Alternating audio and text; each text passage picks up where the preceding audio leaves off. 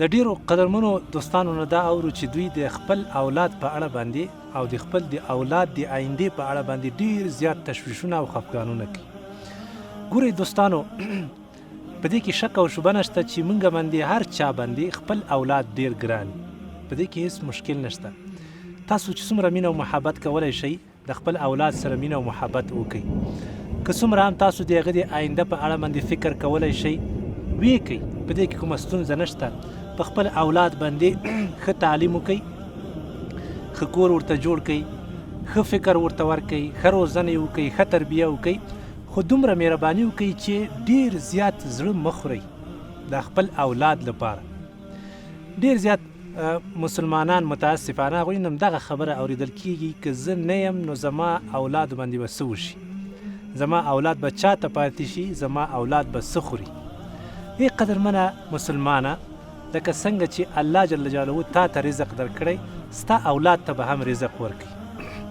لکه څنګه چې تا ته یې سرپناه درکړې، الله جل جلاله به ستا اولاد ته هم سرپناه ورکړي. زمونږ او د کافرانو ترمنځ بیا فرق په څه شي باندې کېږي چې موږ او تاسو هم الله مکړه په هغه لوی رب باندې بدګمانه واوسو. د خپل اولاد لپاره زړه وخورو، د خپل اولاد لپاره غم وکړو. ډیر خلک متاسفانه شپه ورځ په همدغه فکر کې ده، خپل ځان ورنه هیر ده، خپل آخرت ورنه هیر ده، خو بیچاره د خپل ماشومانو په فکر کې ده چې دا ماشومان باندې به څه کېږي.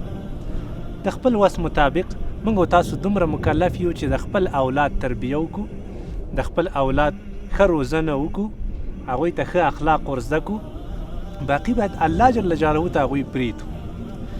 که ته ای مسلمانه د هغوی د تربیې صحیح فکر وکړې، د هغوی د تعلیم او د زده کړې صحیح فکر وکړې، غالب ګمان باندې الله جل جلاله به هغوی ته هدایت کړي. خو فرض که چې سره له ډیرو کوششونو هغوی ته بیا هم الله جل جلاله هدایت نصیب کړی نو بیا هغه ستا ګناه نه ده، ځکه هدایت ورکوونکی هغه الله ده. هدایت د هغه رب العالمین په لاس کې ده، هدایت زما او ستا په لاس کې نه ده. نو دې په خاطر باندې د ماشومانو په رزق باندې، د ماشومانو په آینده باندې باید موږ او تاسو دومره زیات ونه ډار سو څومره چې دا مسلمانان متاسفانه ډیر زیات ډارېږي. دومره ډار، دومره خوف د آینده نه دا دوستانو لازم نه ده. موږ څومره یتیمان ګورو، تاسو به هم په خپله باندې لیدلي داسې ماشومان چې د هغوی پلاران په وړوکوالي کې وفات شوي دي یا اصلا خپل پلاران لیدلي نه دي، خو الله جل جلاله هغوی ته اوس هم رزق ورکوي، هم عزت ورکړی ده، هم تعلیمونه کړي دي، الحمدلله له خپلو پلارانو نه ښایسته ژوند لري. نو دوستانو ولې باید موږ او تاسو دومره غم وکړو؟ ولې باید زړه وخورو؟ الله جل جلاله ته هر څه وسپارئ. د دې په ځای چې تاسو خپل اولاد ته زړه خورئ، غم ورته کوئ، د دې په ځای باندې به بهتره دی دوستانو چې تاسو خپل اولاد ته دعا وغواړئ، له الله نه ورته دعا وغواړئ چې ای ربه دغه زما اولاد ته هدایت وکړه. ابراهیم علیه السلام په مغه لویه هستي باندې خپل اولاد ته دعا کوله، وایي الله ما او زما بچي له شرک نه ساته. قرآن شریف کې ډیر آیاتونه دي، یا الله ما ته هدایت وکړه او زما بچو ته هدایت وکړه. صحیح شوه، ای الله ما ته ښایسته اولاد راکړه چې زما په دنیا او په آخرت کې په درد ولګېږي. یا الله داسې اولاد راکړه چې ټول امت ته، ټول بشریت ته خیر ورسیږي.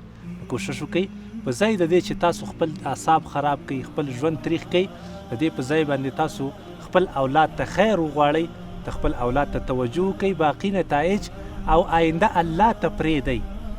کیدای شي الله جل جلاله هغوی ته هم زموږ نه زیات ښه رزق ورکړي، ښه ژوند ورکړي. نو ولې باید موږ او تاسو دومره خفګان وکړو؟ ولې باید موږ او تاسو دا فعلي حالت د آینده په وجه باندې غمجن کو او تریخي کو؟ هیله ده چې انشاءالله په دې خبره، په دې موضوع به تاسو پوه شوي یئ. خپلو ماشومانو ته انشاءالله توجه وکئ، څومره چې م له وسه کېږي، باقي نورې الله جل جلاله ته پرېږدئ. الله دې موږ او تاسو ټولو ته نیک صالح اولاد را په نصیب کړي.